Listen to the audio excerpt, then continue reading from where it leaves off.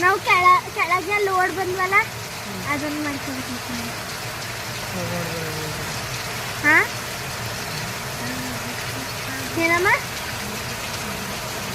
ಏನಮ್ಮ ಹಾ ನೀ ಏನು ಅಂದ್ರಲ್ಲ